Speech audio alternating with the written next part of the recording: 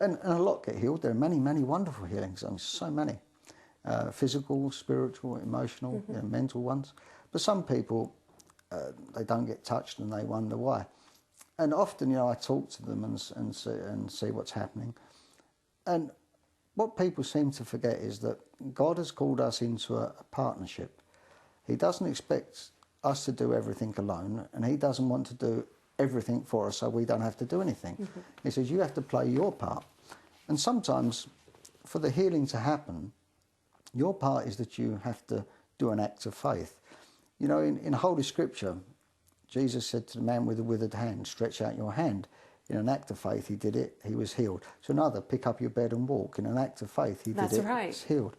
Well, the act of faith for many people today may be to increase going to the Eucharist, increase going to confession, increase your prayer life, stop the bad things you're doing.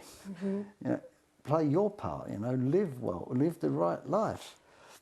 And it's when you play your part that often that's when God will heal you, because now as you've turned away from maybe living in a bad way or doing some sinful things as you're doing, or as you've turned to embrace the sacraments, God in the sacraments more, or as you've turned to prayer more, praying to God in love, then your heart and soul is opened. The barriers are taken away to allow that healing to come in.